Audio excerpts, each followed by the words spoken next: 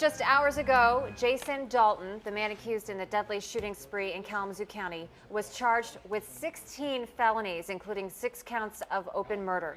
During his arraignment, Dalton's behavior was exactly as police have described him all along: quiet and unemotional. He had the opportunity to address the judge and chose to remain silent instead. In his probable cause hearing, he admitted to taking lives on Saturday and to shooting people. He has been denied bond.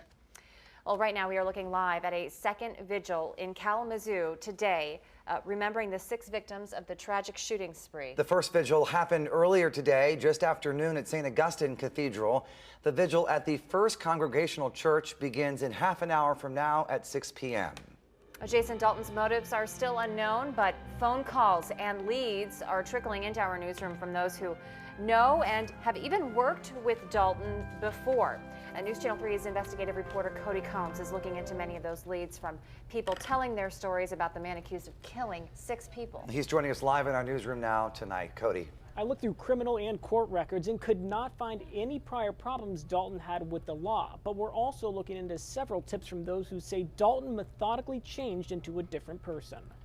Prior to being an Uber driver, Dalton worked as a claims representative for quite a few companies. State Farm confirms he worked in Kalamazoo until 2001, but a former colleague tells News Channel 3 he left on bad terms and then worked at Progressive until 2011, only to part ways with that company, again, not on good terms. Progressive did not say why or how Dalton left, but a former co-worker says Dalton obsessed over it, never letting it go. Fast forward to 2016, Dalton's neighbors say he slowly but surely became paranoid, especially over alleged thefts. It wasn't uncommon, they say, to hear gunshots. I guess he's had some break-ins in his garage over the past few years. This is from what I've heard, and you know, everybody just thought maybe he was out shooting his gun to scare him away or something. And on the night investigators say he went on his killing spree, neighbors insist they heard gunshots again. I had just gone out to the hot tub, and I was sitting out there when shots were fired, and I thought, well, maybe it was Jason. Dalton has a wife and 2 children. There were concerns for the safety of the family, but Kalamazoo County Sheriff says they are safe. In the newsroom, I'm Cody Combs, News Channel 3. And as the community mourns the loss of 6 lives, many are wondering just who Jason Dalton is. News Channel 3's Sherry Hartman spoke to a family friend of the man accused of killing all of those people and wounding 2 more. She is live tonight in Kalamazoo. Sherry.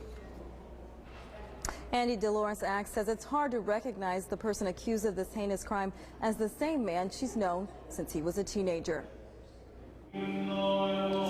Dolores Axe was one of many in attendance at today's service at St. Augustine for a service to honor the victims in Saturday's mass shooting. Like so many in the community, she is still in disbelief that something like this can happen in the place she calls home. Well, we couldn't believe it. No, we can't. We still can't believe it. As she mourns the loss of innocent lives, Axe is also torn, trying to reconcile the person police say is responsible for killing those 6 people with a person she knows well. It is very difficult because I knew Jason as Jason, and he was just a good kid, good father, hard worker. Axe has known suspected shooter Jason Dalton for more than 20 years. She says he is good friends with her son and a frequent guest in her home. He was at our house Thursday night eating chicken salad sandwiches, and this is just not Jason. This is just not Jason. I don't know what happened. Axe says she is praying for everyone involved in this tragedy, including Dalton. This is my faith, Catholic Church, and we belong at St. Joseph's, but they had the vigil here, and just to try to get some peace, just to say some prayers for Jason, just to let people know that he wasn't a monster. And a second vigil will happen here in just a short time at 6 p.m. All right, Sherry Hartman reporting live for us from Kalamazoo. And we've just received a statement from the family of suspected shooter Jason Dalton. It says, quote, "There are no words which can express our shock and disbelief. We are devastated and saddened for the victims and families of the victims. Our hope is for peace and healing for the victims, the families of the victims, the Kalamazoo community, and those touched by these events throughout the nation. This type of violence has no place in our society, and we express our love and support for everyone involved. President Obama spoke out about the deadly shootings over the weekend in Kalamazoo County. His remarks came right after he spoke with Kalamazoo Mayor Bobby Hopewell, Kalamazoo County Sheriff Richard Fuller, and Kalamazoo Public Safety Chief Jeff Hadley. The president offered support to the community and brought up concerns about gun control as well. Earlier this year, I took some steps that will make it harder for dangerous people like this individual to buy a gun, but clearly we're going to need to do more if we're going to keep innocent Americans safe. And I've got to assume that all of you are just as tired as I am of seeing this stuff happen in your states. So that's an area. And the president also commended Kalamazoo officials and first responders, saying that they did an outstanding job in apprehending the suspected shooter very quickly. And Kalamazoo Mayor Bobby Hopewell has just released a statement to News Channel 3 about this weekend's deadly shooting spree. Part of that statement reads, quote, "Our community grieves for the victims and the families of Saturday's tragic and heartbreaking events.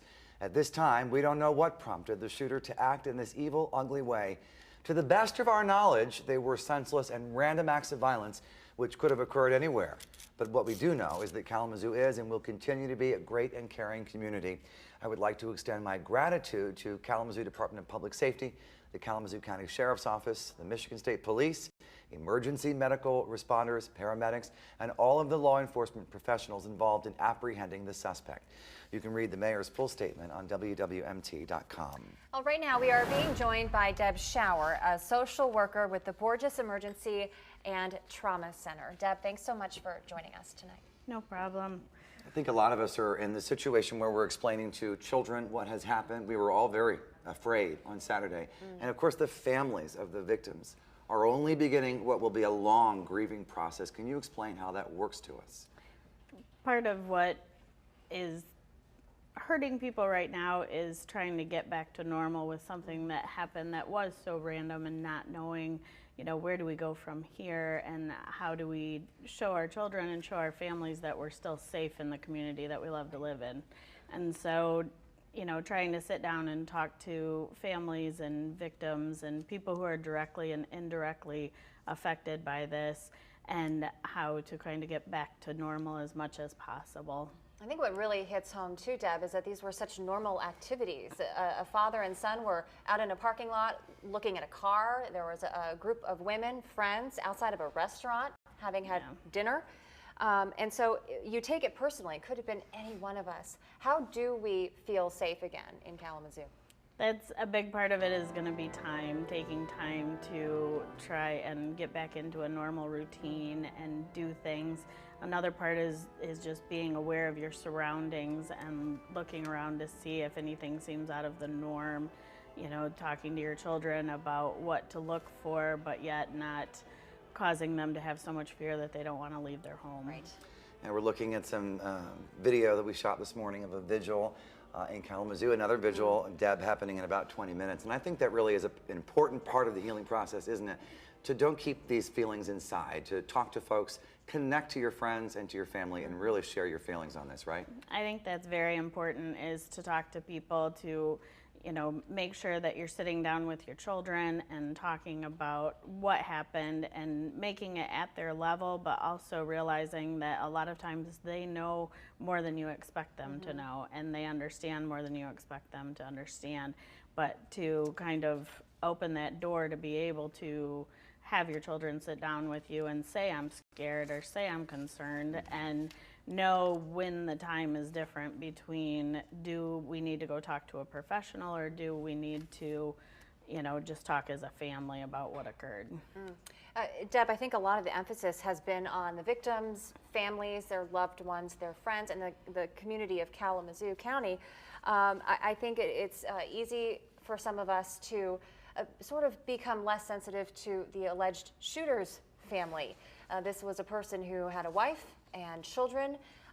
What support would they need at a time like this? I think they're going to need a lot of support, because people don't understand that, you know, what he did is not what the family did, and that, you know, it's probably nothing that they could have had any effect on or couldn't have stopped or, even known was going to occur, because Sure. nobody knew it was going to occur. And hopefully that family is getting the support that they need through the community. I know there's great services throughout the community that they can get involved with.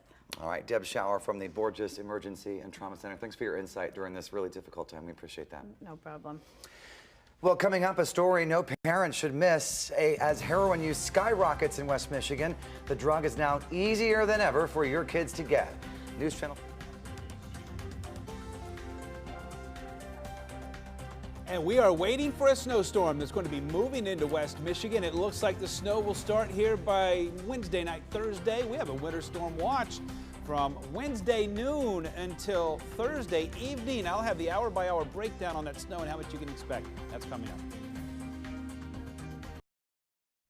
A heroin epidemic is sweeping West Michigan, and now police say a growing number of teens are getting sucked into it, sometimes before they even realize. News Channel 3's Alex Jokic explores the problem in part 1 of her special series, Young Users.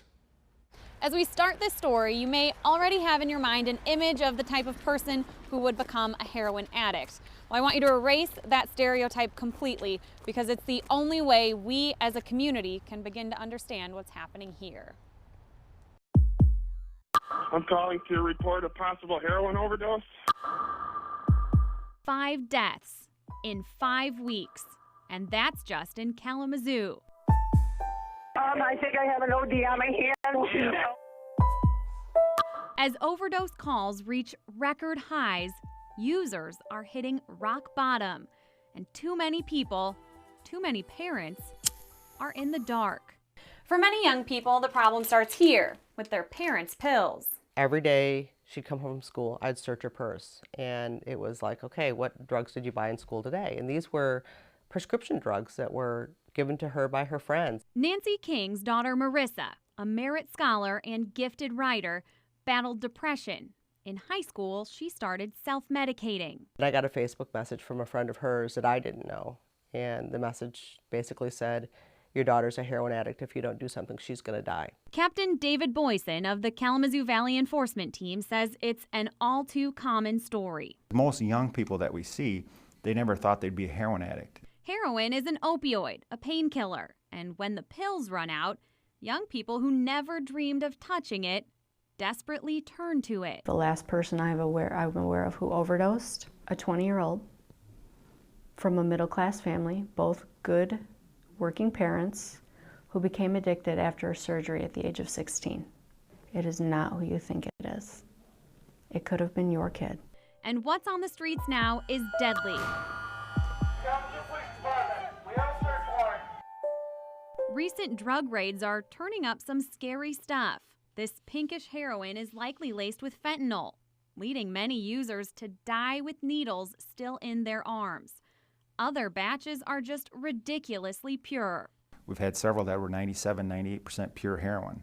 If you see purity that high, there's quite a bit of heroin in the community. It's leading to overdoses all over the map. 911, where's your emergency? My emergency is in Marshall, Michigan. Homer, Michigan. Kalamazoo. We compiled the data in Kalamazoo and Calhoun counties to show you the scope of the problem in just the first 6 weeks of 2016. Overdoses happening at double, even triple what's normal. And there are likely many more unreported. When you see an increase in heroin use in a county, you're going to see a crime increase, especially with your larcenies and property crimes. So it really affects all of us. Casual pill popping, a slow spiral into syringes, ending with The call you never want to get. I had to say goodbye to my daughter in a body bag. It's a serious problem. Do you think that most parents are blind to what's happening? Yes. We have a lot more to get to in this special series. I haven't quit since my 15th birthday. A current heroin user tells us just how easily she can get the drug.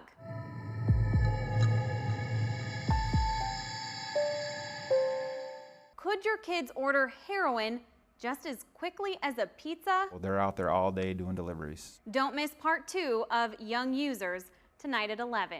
For now, in studio, Alex Jokic, News Channel 3. Well, all is quiet right now in the weather in West Michigan, but that will soon be changing. At the top of our menu, winter storm watch. It doesn't go into effect until Wednesday at noon. It will be in effect through Thursday evening at 7. So in that window, we will likely be looking at several inches of snow. More on that coming up. We do have a storm that's going to be moving through. This is, by the way, what we call system snow, not lake effect, system snow. This is going to be coming from a storm that's moving through. And that means it's going to be more widespread than what we typically see with the lake effect, and also falling a little bit outside of our typical lake effect boundaries. You see the counties shaded here. All right, here's our snowfall totals. We're looking at about 4 to 8 inches from around Kalamazoo, Battle Creek, Lansing, Coldwater, probably reaching right down into Three Rivers too. West of that, that's where the snowfall will be lighter. The reason, the track of the storm is going to favor heavier snow, say to the east of US 131. Like I said, this is not what we're looking for in lake effect. This is system snow. Look, let's go hour by hour. We're starting our clock in about 24 hours, Tuesday evening at 6 o'clock, because really for the next 30 hours anyway, if not a little bit more, it's going to be quiet. There's just not a lot going on. So again, we start tomorrow evening when actually I think we'll still have some sunshine as it's setting. Clear skies Tuesday night, lots of stars out there. And then the clouds start to move in by Wednesday morning. But again, remember that watch doesn't start until Wednesday at about noon. And even then, we're only going to start to see a little bit of snow. But it really starts to intensify with that storm off to our south and east here. By 6 o'clock Wednesday evening, a wet, heavy snow. And it looks like that snow is just going to continue into Thursday as well. And in fact, Thursday we'll likely start to see some of that accumulating snow with the heavier snow as well. So be on guard for that. It looks like that's when we're going to be seeing picking up the bulk of the snow. Now, right now it's all quiet. Live Doppler radar, there's nothing going on here on our 100-mile scan. Skies are cloudy in Kalamazoo right now with some sunshine coming through in spots. 41 degrees, the current temperature.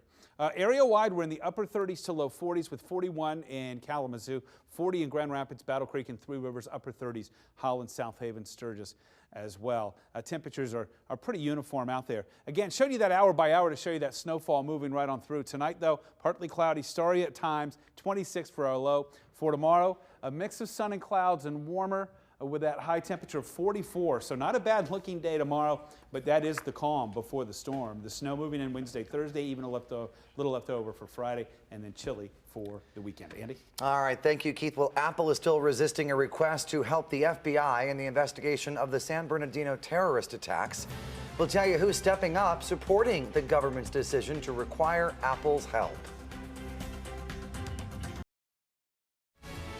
Welcome back. The father of a woman killed in the San Bernardino terrorist attack has reportedly agreed to support the U.S. government's effort to require Apple to help the FBI hack into a locked iPhone involved in this investigation. Apple is resisting that, citing privacy concerns. The Velasco family says the cell phone could contain critical information, and the issue is potentially a matter of national security. Los Angeles attorney Stephen Larson says the victims want to know what's on that county-issued iPhone, the very phone used by the gunman, and what might pertain to them and why they were targeted. Prosecutors say the company has an obligation to help in cases where a judge has issued a warrant. Well, President Obama is asking the nation's governors to help push his free trade agenda. He says the Pacific Rim trade deal could boost businesses in their states. Right now, the administration is facing grim prospect for moving this partnership through Congress in the near term.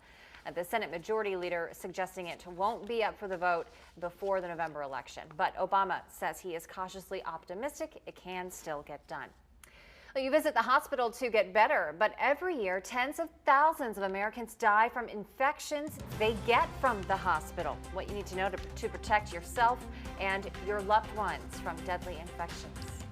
And stay with News Channel 3 tonight. Coming up at 7, we'll be broadcasting live an hour-long special, We Are Kalamazoo. That airs tonight, commercial-free from 7 until 8, right here on News Channel 3.